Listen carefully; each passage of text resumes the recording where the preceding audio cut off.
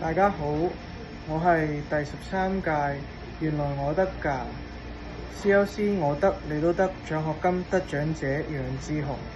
咁呢個就係我嘅7月同埋8月嘅生活報告。7月8月嗰陣時就過暑假，咁我個交流計劃就要求我參加一啲離開我寄宿家庭嘅活動。咁喺呢個暑假我就做咗好多嘢。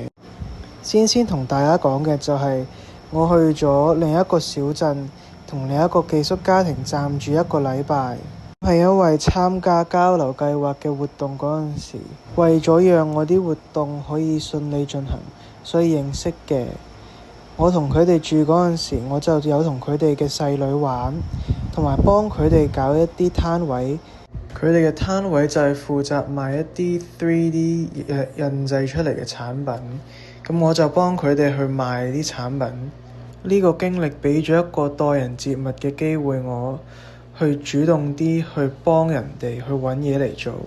我一件我喺暑假經歷嘅事就係喺美國過美國嘅國慶日。咁呢個經歷令我明白，其實美國人同我哋中國人都係一樣啫，都係對自己國家好驕傲同埋好愛自己嘅國家。呢個經歷我亦都學到點樣去欣賞人哋國家嘅驕傲。其實美國同中國好相似。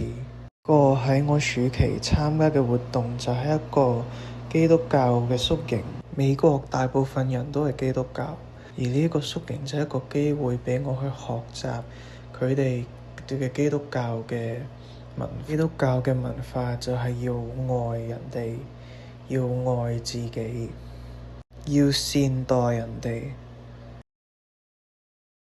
另一個離開我寄宿家庭嘅活動就係我去加拿大度探我個家姐。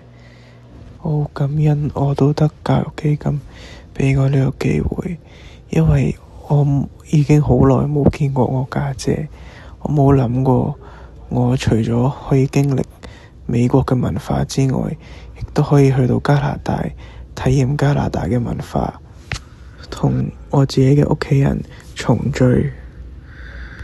喺加拿大嗰段時間，我體驗得到其實加拿大係一個好多元化嘅地方，相比美國係更加多元化。加拿大擁有好多嚟自唔同地方嘅人，而且一出到去，你會見到好多唔同餐廳、唔同店鋪，都係唔同國家、唔同文化嘅。去完加拿大之後，就返休士頓陪我寄宿家庭慶祝我寄宿細佬嘅生日。咁呢個生日佢就4歲啦，咁我就幫手將啲裝飾擺佈得靚。我覺得好慶幸作為一個交流生，可以見證住人哋人生重要嘅一部分。經過呢次經歷，我學到要點樣對待小朋友。嚟緊呢幾個月我就會如常返學，咁我好興奮未來嘅經歷。最後我要多謝我都得教育基金俾呢個機會我。